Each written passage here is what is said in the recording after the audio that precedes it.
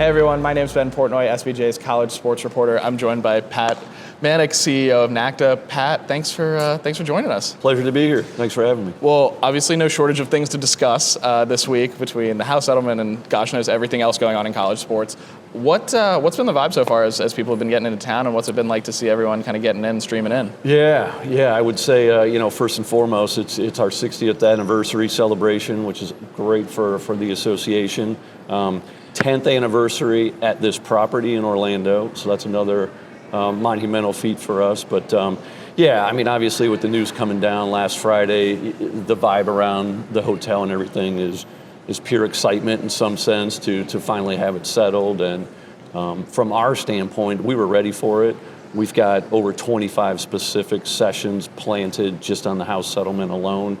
The biggest one taking place tomorrow morning with the general session and folks from the implementation committee. So yeah, we're locked and loaded and really ready for it.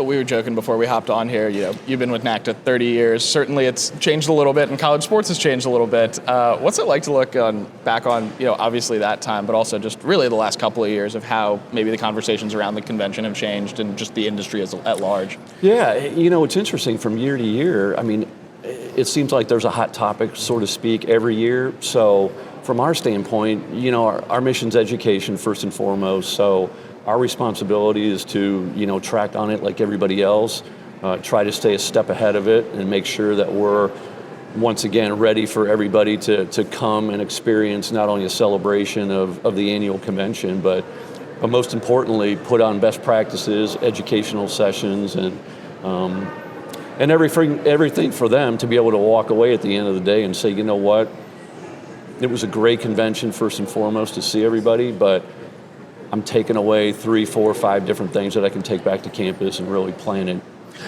Obviously, there's the serious stuff to get through, and to your point, you got a few things to bring back to campus and talk through. But what is it like every year getting to come back to this and see folks from quite literally every level of the Division I to Division III, NAIA, JUCO, everything, and just people you've known over the years? I mean, what's that kind of like as you've obviously been in this role for a long time and been with NACDA for a long time and getting to see that breadth of folks? Yeah, it's really special, to kind of take a step back and really see the younger generation move up the ranks. And for those that, are ultimately interested in becoming an athletic director, someday, to see the progression going through one of our affiliate associations and then, ultimately landing, that job that they've cherished and wanted for so long. So, it's really unique in this role now to be able to look back and say, I was in the weeds for so many years, putting on everything left to right and making sure that everything was set, but now just being able to look at it from a different lens and just being able to, take it all in. You've seen obviously a lot of people grow from sort of the young side to now being ADs and everything in between. I mean, when you look at kind of what, you see in athletic directors now or what you guys are seeing with your, members, I guess, how do you feel like maybe the job of an athletic director has evolved or changed? I mean, gosh, in the last 15 years, but really in the last even 5 or 2 years, really. Yeah, I think the biggest thing, and it's not uncommon, everybody knows it, but you have to be able to generate revenue. You have to be able to raise those dollars in this day and age.